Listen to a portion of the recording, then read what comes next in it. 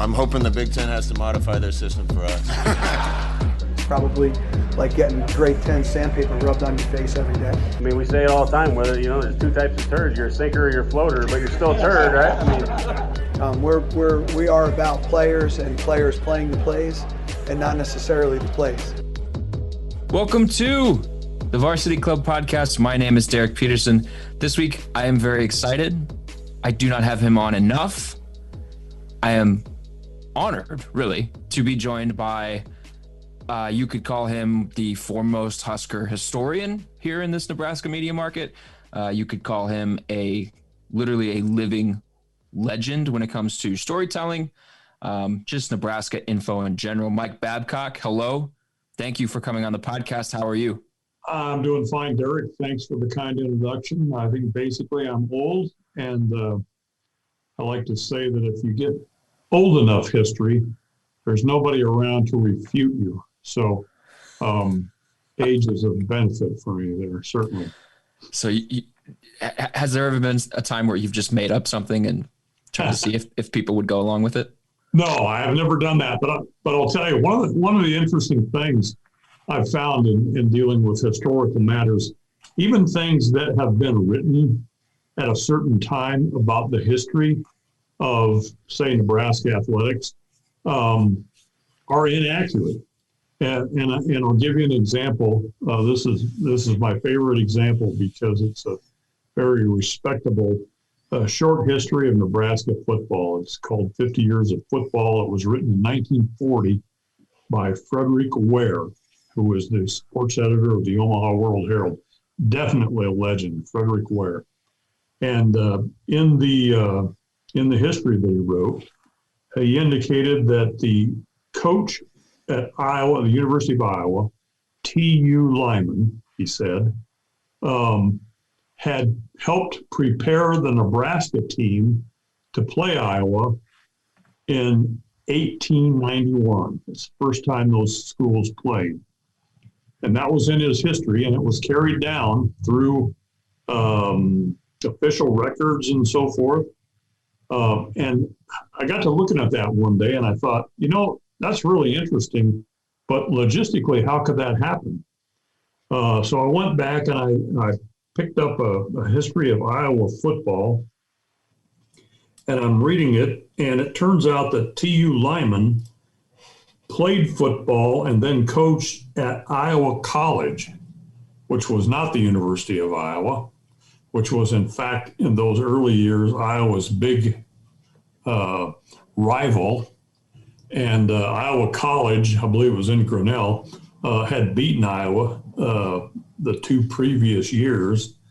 And so it made sense that T.U. Lyman came to Lincoln and helped prepare the Nebraska team to play Iowa. But there was history that was from a reliable source that was carried down from 1940 all the way into the 70s. I believe the Nebraska media guides, maybe even beyond that, kind of indicated that Lyman had been the Iowa coach and had done this sporting gesture that Frederick Ware had referred to. So even things, and I think over the course of time, I've probably written things that have been inaccurate as well, because you have to be very careful in documenting those kinds of things. But nice off on a tangent. I know that's not what we're going to discuss today. No, it's interesting because you'll get into an interview with somebody, like say you're writing a feature story about somebody, you'll get into an interview, an enterprise piece or something, and they'll recall a conversation that they had. And then like, say you go back to that same person 10 years down the road and just to catch up or whatever, and you talk to them and they'll recall the same conversation and they'll give you different details. I've seen that a handful of times where something was written about somebody and then years later, somebody else from a different publication will revisit that same story and they'll come back and they'll get a slightly different interpretation of a conversation that happened or an anecdote. And I always, my head picks up on those because I have OCD and I'm insane about things like being in their proper places. And I just always kind of chuckle at those. It's how the mind works. I mean, here's another example of what you're saying. I interviewed a few years ago, I interviewed Jerry Murtaugh about the 1970 national championship team at Nebraska. He was one of the co-captains along with Dan Snice. And I did this interview in, I think I did the interview in the year 2000. So it was 30 years before that they played for national championship.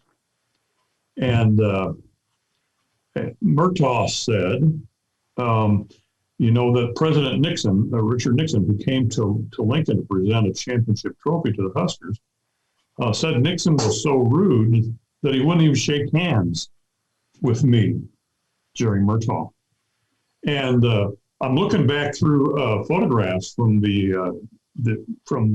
day that Nixon was here and presented the trophy, and I came across a picture of Nixon patting Murtaugh on the shoulder and shaking his hand.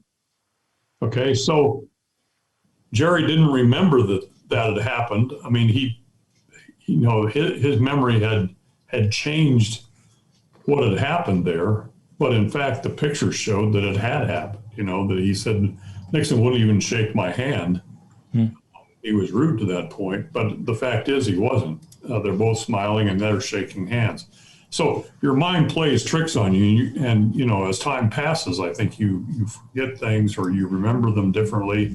Like Proust wrote, remembrance of things past is not necessarily remembrance of things as they were. And the older I get, the more I wonder about, when I think back to times long ago, how accurately I remember them. Well, I have you on today because I want to do some remembering of the past and talking about things as they were. What would it be now? 50 years ago? Close to, not close to 60 years ago, about 50 years ago. It's Black History Month. It's February, all month long, particularly in sports, teams, organizations, people kind of all throughout the realm of sports have been highlighting Black trailblazers and pioneers. And Nebraska, I noticed a couple weeks ago on Twitter, they changed their profile image. They didn't do it on Instagram, which I thought was weird, but whatever. On Twitter, they changed their profile picture. Instead of the red block N, it is a black block N. And the header image is a tribute to the Magnificent Eight. Mike, you wrote a story on the Magnificent Eight in June of 2017. It was June 29th. I'm fumbling over my words here. You wrote a story about the Magnificent Eight. I want to talk to you about them. So yeah. You write kind of early on in the piece, they were racial pioneers. Though they weren't the first Black athletes to play for the program.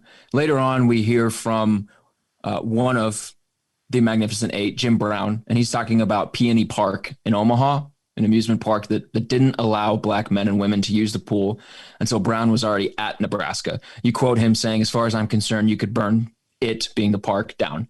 So let's start here. This collection of eight men, eight football players, we're talking about them today. Nebraska has showcased their story throughout Black History Month. So there's obvious staying power with their story, but they weren't the first at Nebraska. So what gives this group of men, what gives their story significance? Well, I think, I think just their presence, and one of the most prominent members of that group was Preston Love Jr. And I think that that's probably where the story began, because I know Preston a little bit. I've exchanged emails with him on a fairly regular basis, and I first met him in person, I think, in Stromsburg, Nebraska, at the dedication of a section of the Stromsburg Public Library to George Flippen. George Flippen had a hospital in Stromsburg, one of the many things that he accomplished, and he's buried in Stromsburg. And anyway, there was a special day honoring him and dedicating that section of the library to George Flippen, and Preston Love was one of the people that was there, and he spoke. And he's a North Omaha activist. He ran for Senate against Ben Sass as a write-in candidate. He was involved in Jesse Jackson's presidential run attempt in 1984. He helped in the campaign for Chicago Mayor Harold Washington.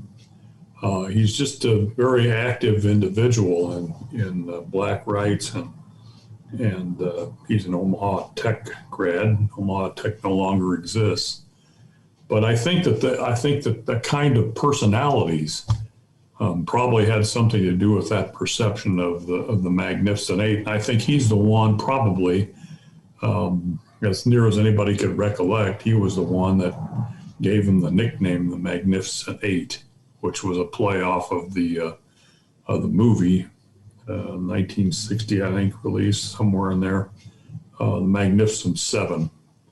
So, I think the roster going into the season included maybe 44 players, 8 of whom were black.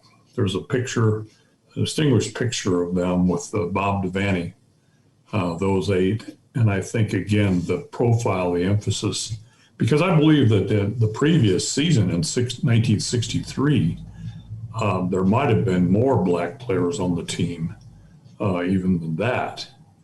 But the perception, as one pointed out, I think it was Jim Brown pointed out, the perception at the time was if you were black and you were at the university, you were almost certainly an athlete. And there was also this perception within the state of Nebraska, and the population of the state of Nebraska was, the population in Lincoln was 130,000 at that time, but not a high black population. And, the state basketball tournament was held on campus then at the Coliseum. The finals were all at the Coliseum. That was a big deal. Some of the early rounds, I think the Class A played on the main court, and then there was a freshman court that ran at one end of the Coliseum, and they put a big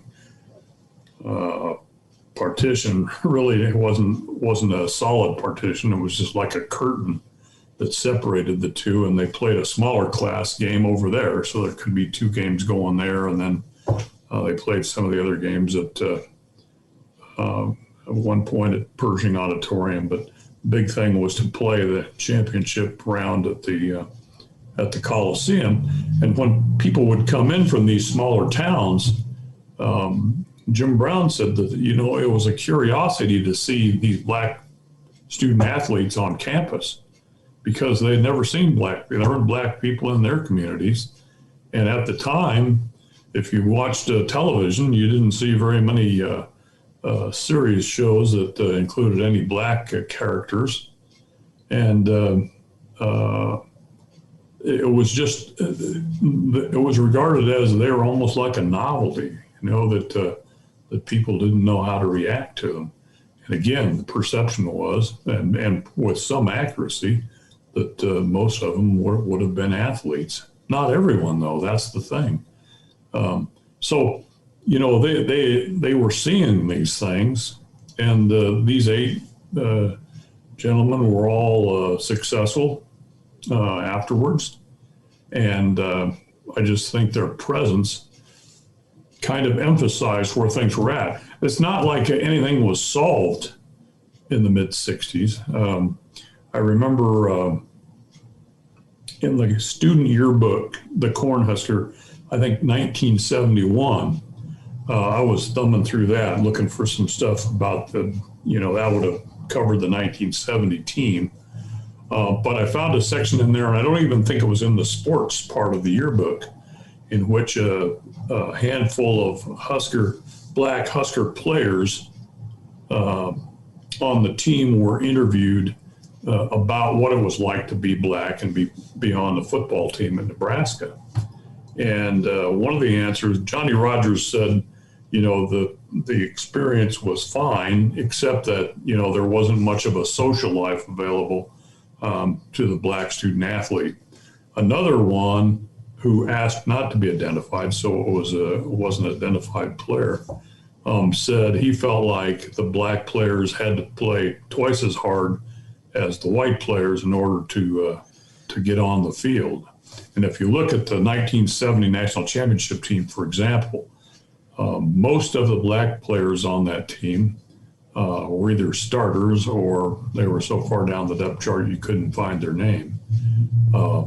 And there were some outstanding players on that 70 and 71 national championship team, black. Johnny Rogers, Willie Harper, Donnie McGee was on one of those teams. Darrell White was on one of those teams. John Adkins.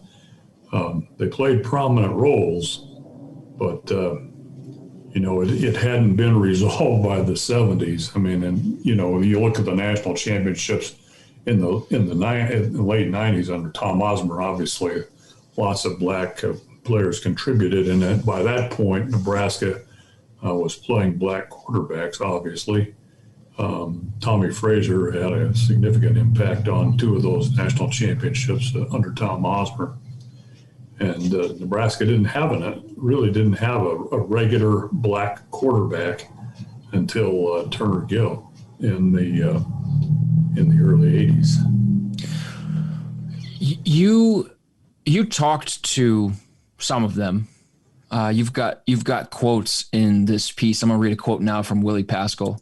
We were still trying to come up from being second-class citizens, he said, trying to get the other white population to understand that. I think through football, we were able to accomplish some of that, end quote. You cite there was a 276-page city yearbook from 1964 that featured only 4 pages where photos show people of color. 3 of those 4 images are sports related. And you've got Jim Brown quoted as saying, quote, "We were objects of fascination to a certain extent." I understand the times that we're working in, but these still caught me. In your talks with these players, these men, what was the mood as they were kind of remembering these times? Was it sort of like, laughing through some of the memories? Were there painful or tense moments? Kind of take me through the process of just reminiscing on this stuff with them. Well, Willie Pascal was from San Antonio, Texas. Jim Brown was from from Omaha. Preston Love was from Omaha. Harry Wilson was from Steubenville, Ohio.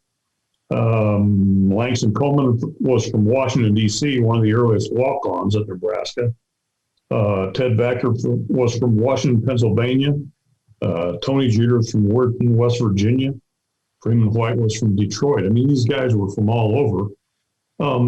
And I only talked to 3 of them, I think, in part because of the space that I had to write the story, and in part because it was difficult getting in touch with some of them. And, at that point, Langston Coleman had passed and so forth. But so the ones I talked to, and I didn't, during our conversations, there wasn't bitterness. It was more of a matter of fact kind of a thing. And it was like, I remember Willie saying something to the effect of, after the story came out, he was appreciative that they had the opportunity to tell the story.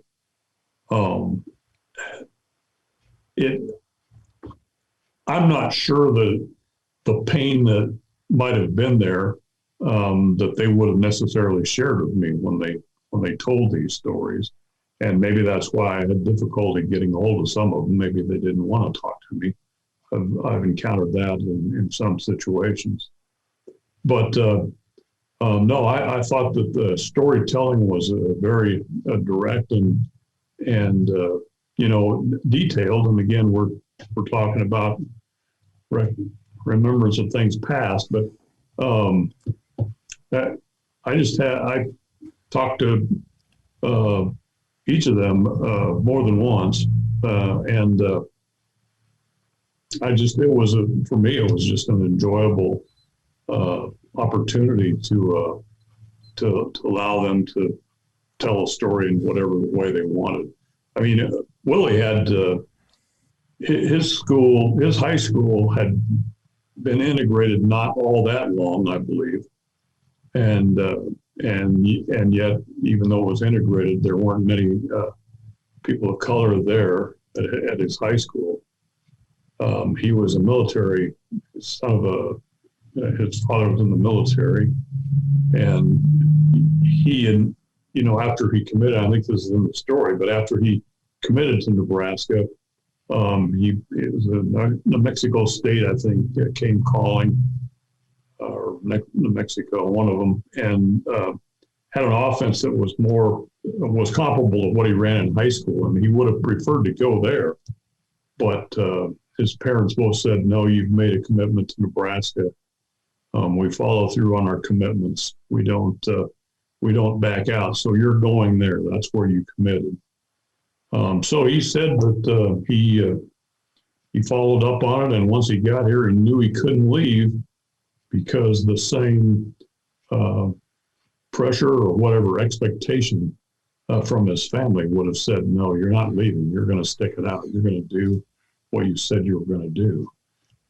And he brought up an interesting thing. One of his first concerns when he got to campus was whether Nebraska had a chapter of Kappa Alpha Psi, a black fraternity. It did, and his father had been a member of that fraternity in his college days. So he, that was something that gave him a sense of being involved with people immediately, helped in the transition. Even though you can't find, when you take a yearbook, Cornhusker yearbook, and you look at it through those years, there is always a section on fraternities and sororities, and each fraternity has its section, and then you see all of its members listed, and in many cases, pictures of those members and so forth. Kappa Alpha Psi was never acknowledged in any of those. And, Preston Love said that, it wasn't acknowledged, and they met in a dorm. They didn't have a fraternity house at that point, but the fraternity existed. I mean, it had been established in 1916 in Nebraska, that chapter. And in 2016, they had a commemorative event indicating 100 years of existence of the fraternity on campus, that chapter. And there's a large boulder outside the student union that commemorates it now. So, getting back to your point, I think that they probably felt some of those things, but even when he said would have liked to have seen Peony Park burned down, Jim Brown doesn't come across, and when you talk to him, as a violent person. He didn't say that with anything other than just, I would have liked to see it gone because it didn't allow us to be involved in that. And I'm rambling here a little bit, but the previous year, and all these guys would have been on the previous team, also the 1963 team, and that team went to the Orange Bowl and played Auburn and defeated Auburn 13-7 in the Orange Bowl. And after the Orange Bowl, there was a big event that was held at a country club in Biscayne Bay area, and there was a trophy presentation, and I think Frank Morrison, the governor of Nebraska, was there, and George Wallace, the governor of Alabama, was there. Kurt Gowdy, I think, was the master of ceremonies or whatever. It was just this big event, big glamorous event. But the black players on Nebraska's team weren't invited. They had their own celebratory party, probably at the team hotel, which the team hotel, the Ivanhoe, which had been newly remodeled, when Nebraska got to Miami, and the Ivanhoe was on Miami Beach, the manager said, they had to ask Bob Devaney, do you have any black players? Devaney said, yes, we do. And he said, well, that's fine, not a problem. The team got there, and the manager said to Devaney, we've got some people staying here that have asked that if the black players could stay away from the pool and the lobby because they would just be uncomfortable with that. And Devaney said, no, we can't ask for that. We'll find another hotel. And so the manager relented and said, well, okay, we're good with that. So these guys were among those players on that 1963 team that had gone through that experience. And again, they had every right to be bitter about things, but they didn't share that bitterness with me when I talked to them. I mean, they were just, they seemed to be appreciative of the opportunity to tell their story. And, I wish I could have talked to some of the other members of that group, but again, the space that I had and the difficulty in tracking some of them down or getting them to respond. I stayed with the three. One of the quotes that you have in this piece that really stuck out to me was from Jim Brown, where he said, and if you were a black football player, you weren't a quarterback, safety, center, or middle linebacker. And I think this stuck out particularly because, it feels like black quarterbacks still have such a higher bar to clear. Like this morning I was rereading you could call it like hit piece style stuff that was said by anonymous scouts or sources or whatever about Kyler Murray before the NFL draft a couple years ago. A guy like Lamar Jackson couldn't throw when he was going into the NFL. Like dual threat black quarterbacks have to change positions, but a guy like Tim Tebow, who I love and will not tolerate Tim Tebow slander, but I think it's within reason to say that there were issues with him passing the football. He's a first round selection. And we kind of see this in the coaching world too. It's sort of all over the place really, but we just saw it with David Vanderpool getting passed over in Minnesota for the Timberwolves head coaching job. When I read that quote, the positions that he kind of singled out, quarterback, safety, center, middle linebacker, there's one kind of common thread with those positions, a stereotype that they have to be the smartest guys on the field, that they're the controllers of the game, so to speak. And there are some who still think that black athletes can't succeed there. I'm curious, did you guys talk about that at all? Did you talk about maybe some of those issues that they ran into in 1964 that are still sort of prevalent today? Well, the interesting thing is that in 1963, Nebraska had a black quarterback. He was down the depth chart. Henry Woods. He got in a game or two because I remember seeing a clip of a game in which at the end he got in and threw a touchdown pass. I forget what the game was, but he was gone the next year. He transferred. Got out of there, and then Nebraska didn't have a black quarterback until realistically Nate Mason was recruited in about 1979, 78, somewhere in there. And he and Ricky Simmons came up from the same high school. And then it was the next year that Turner Gill was recruited. And Turner Gill, I've said this many times, but I think Turner Gill was the kind of the seminal figure. He was the one that turned everything around at Nebraska as a quarterback. The perception of what a black man could do at quarterback. Turner could, he could have been just a straight drop back passer. He could have run more than he did. He had the ability to run. But Tom Osborne had decided that, hey, not having a whole lot of success against Oklahoma, the way to beat the Sooners is to play the way the Sooners play, and that is to run some sort of an option offense. And I'm looking for a quarterback that has some experience that can do that. Turner Gill kind of fit that mold.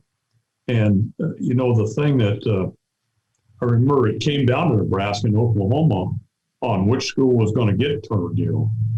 And Oklahoma had tried to tell him, according to what Turner told me back then, Oklahoma had said, look, if you go to Nebraska, they'll never let you play quarterback.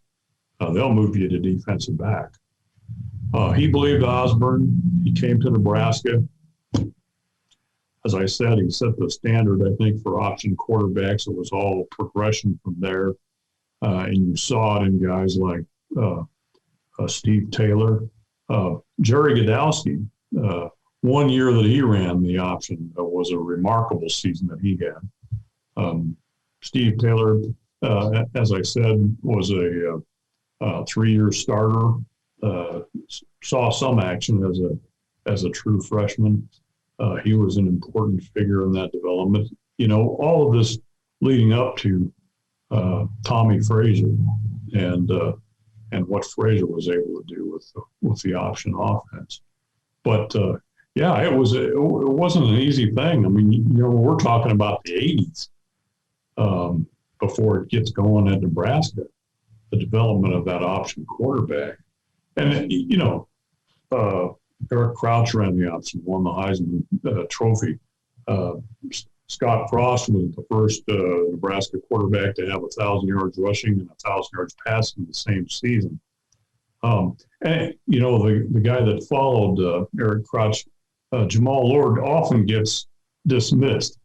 He did a great job. He was in a difficult position because he was following a Heisman Trophy winner, an Omaha guy, an in-state guy. And, what do you have to do? He didn't have as much around him as some Nebraska teams. He had a lot on his shoulders. He responded very well. I thought Jamal did exceptionally well 2 seasons and is in the discussion when you talk about the outstanding quarterbacks Nebraska's had. But again, it wasn't an easy thing. It was a difficult path to go. But I always appreciated Tom Osborne's ability to look at things and adjust. And, I think that was an area in which he adjusted from where things had been. When he took over as the head coach, and he'd been effectively the offensive coordinator before that for Devaney, but Devaney never gave anybody the title. But after 1968 and, back-to-back 64 seasons, they needed to have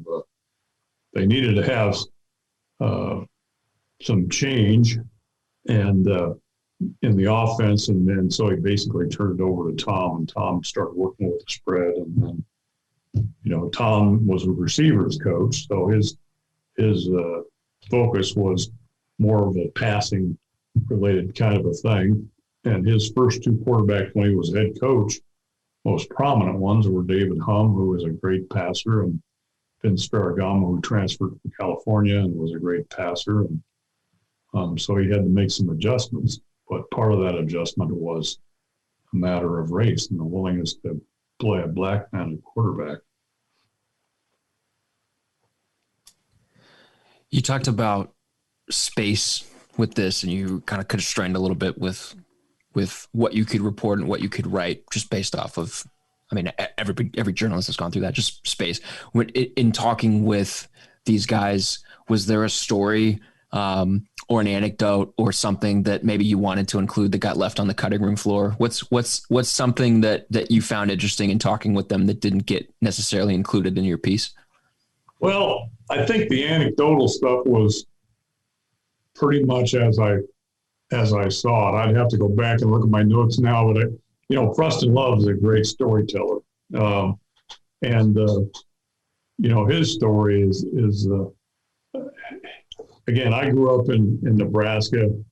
I followed athletics I always enjoyed the state basketball tournament. You know, that was a big deal. And I have a recollection of when he played at Omaha Tech, and Tech made it down to the state tournament and, you know, that kind of thing. So there were aspects of his, you know, what he did in high school and the players with whom he played at Tech and so forth, and just the tradition there and his relationship with Ernie Chambers, Senator Ernie Chambers, for whom I have had tremendous respect, you know, as kind of the contrary voice in the state legislature for so many years. You know, he kind of represented a side of things that was underrepresented, obviously. And I even got a kind letter from Ernie Chambers when I was at the newspaper, commenting on a positive way on one of the stories that I had written. But so Preston Love talked a lot about his experience growing up in Omaha that wasn't covered in that story, even though I acknowledged some of it wasn't covered in that story. And you know, I think that's, you know, there's a lot to be told there. I know that Dirk Chatelain of the Omaha World Herald did a book about that part of Omaha that you know, had produced some tremendous athletes and people that fought a lot of difficult times to get where they were. Mm-hmm. I'm trying to think if we talked about Gale Sayers a whole lot. You know, he was kind of from that time too, and he went to Central. You know, I think he was a year older than Jim Brown, and I think Jim and I could have talked a little bit more about that than we did. It was interesting because Sayers didn't go to Nebraska. Bill Jennings couldn't get him there, and that was one of the reasons I think that at least an element of Bill Jennings being dismissed as coach was losing somebody like Gale Sayers to Kansas. So, you know, Jim Brown said initially he wasn't all that interested in Nebraska either, but because of the reputation. But when Devaney came in, that was a whole different kind of a thing. Yeah, I think Devaney had a little bit better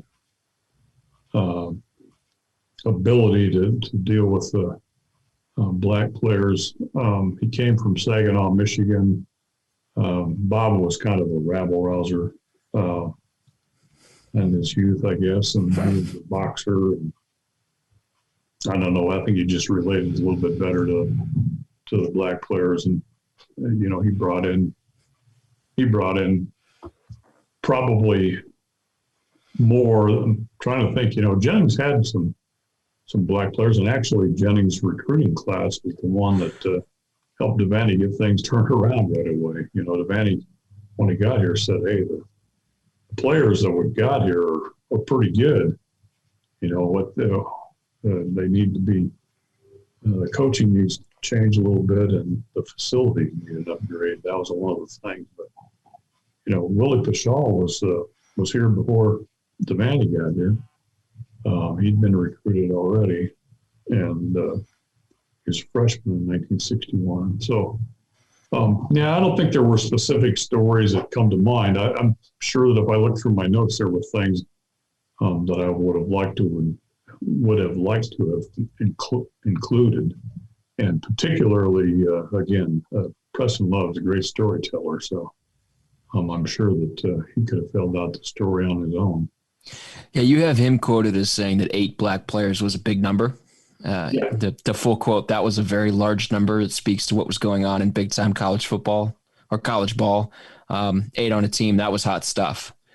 So there's a pretty straightforward line from that to where the name came from, like why they are referred to as the Magnificent Eight. But I think you said this in the beginning. Do you know, or is it like, is it pinned down who specifically first referred to the group as the Magnificent Eight, or where the actual nickname kind of traces back to who the first person was that said it? Was it Preston Love? Well, that seemed to be the consensus, that it was Preston that came up with that idea, which again fits with what I took away from my discussions and what I've taken away from the times that we've talked or traded emails or whatever. I think that there's some certainty there, but it's one of those things again. I think that you don't remember exactly, as I said, I think the story started with Preston, and it may have started also with the photograph, seeing that picture with those eight guys and Bob Devaney, and being curious about that. Now I know, I've looked through the '63 media guide, and I looked through the Cotton Bowl program, and there were a couple more. There were more than 8 black players on the team in '63, but I don't know that the Magnificent Eight wasn't just a name. Those guys were all guys that had made significant contributions. I mean, they were prominent guys. They weren't like backup guys or down the depth chart. And again, it's difficult. If you weren't a starter, or you weren't capable of being the guy on the field, it was difficult for you to be on the team. And I really think that impacted the numbers to some extent. It was just like, well, you better be ready to start with limitations, as you pointed out with that quote about certain positions you weren't going to play that. And I know that another thing that Preston had told me, or that Preston said, was that if you were a halfback, for example, like Harry Wilson. Willie Pashaw played both offense and defense, but I think he kind of settled primarily as a defensive back. But a lot of times, if you were a black running back, and it made a difference whether you were the right halfback or the left halfback in Devaney's system. Typically, what would happen is all of the blacks would be that black halfbacks would be on the same side. They'd be competing with each other for that same position. And that made it difficult for them as well. So, there were a lot of things that seemed to be built into the system. And, part of that story for me, the context of part of that story is the entire context of the black student athlete in Nebraska. Going back, through the Bill Glassford era, when there was that's when the first, from 1913, when Clinton Ross played for Jumbo's team in 1913, until 1954, Nebraska didn't have a black football letterman.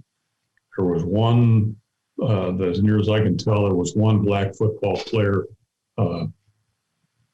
after Clinton Ross, but before Charles Bryant in 1954, Tom Carradine, who got on the field, who started a couple of games in 1951 after transferring from Loyola of Los Angeles, missed the third game because he had bruised ribs, but he was dismissed from the team by Bill Glassford after that for skipping class. And it turned out that that's why he had been dismissed from Loyola of Los Angeles. But there's a lot of controversy about that, about Tom Carradine. That's one of the stories I'd like to do at some point, if I can find enough information about it. It's difficult sometimes. But think about that. And there was an unwritten rule at the university starting in about 1917 that blacks couldn't participate in extracurricular activities. And that wasn't lifted until, probably the late 40s and again, Charles Bryant in 1954. Leonard and Charles was from Omaha South. And I remember, I interviewed him on a couple of occasions before he passed. I was very fortunate. And he shared a lot with me. And one of the things he said was people in South Omaha told him, don't go to Nebraska. You'll never get an opportunity there. And he was stubborn enough to go, and he ended up lettering in football a couple times, and wrestling. And at the same time he was there, then John McWilliams came from Sidney, Nebraska, and lettered for 3 years in football, 1 year in track and field. And the interesting thing there was that John McWilliams, his freshman year, he didn't have a scholarship. The scholarship system was much different, in the early 50s. The people of Sidney, Nebraska paid for his way when he was freshman year, so he could come down to Nebraska to play football. He was always appreciative of that. Then there was another a black football player on those teams, Sylvester Harris, who never earned a letter. He was from Kansas City. But and so that's Glassford, that's Bill Glassford's era. And that there just weren't that many black student athletes at the University of Nebraska for that long stretch of time. And so we're on 64. We're still not that far away, and not a whole lot has changed. And that's what sort of made the Magnificent Eight so interesting, and their willingness to discuss it and talk about it, because you have to take it in context, and you still haven't got things all that resolved. I mean, it's better than it was during that shutdown when the university. I don't think it was a written rule. I think it was just taken for granted. But blacks were prohibited from being involved in extracurricular activities, sports primarily, and what a difficult thing. And then even then there were problems within the conference when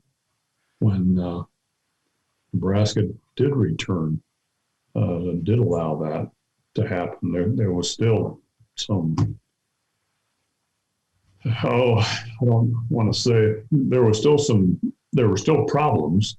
When Nebraska played in Auburn in that Orange Bowl, the 64 Orange Bowl after the 63 season, that's the first time Auburn had ever played a game against a team with black players. 1964 you're talking about. And, wow. It boggles the mind. Yeah, absolutely. Well, I would encourage everybody to go read Mike's story. It's on hailvarsity.com. I'll link to it in the description for this podcast that gets posted to our site. But obviously you guys won't see that.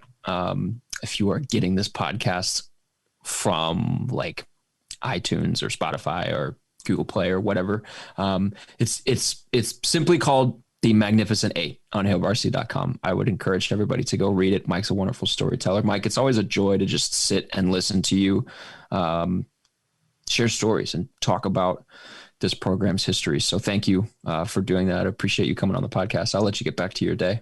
Hey, thanks to you, Derek, and be safe, everybody. That's going to do it for the podcast this week. I would also encourage all of you guys, the various Nebraska Twitter accounts, so for the different sports teams, have been sharing this week Black Husker history videos highlighting past, we'll call them pioneers in their various sports, people of color, and they're doing a really cool thing where it's narrated by current players on the team, talking about sort of the story, the legacy, the impact of Black former Huskers, and they're informative videos, and they're well worth kind of giving them a watch. So there's been one on bowling, there's been one on baseball, there's been one on softball. And I would assume that there are more coming. The Nebraska football account also tweeted a video. It's 5 minutes long. I would encourage everyone to go watch that, talking about the Magnificent Eight. So, one thing I always talk with people about, Black History Month is in February, but it's all year long. There's never a bad time to share stories of trailblazers. So we'll be back next week with another podcast. In the meantime, keep reading hailvarsity.com. Go watch those videos that I said. Go read Mike's story. Read all of Mike's stories. He's great. And we will be back next week. Thanks, guys.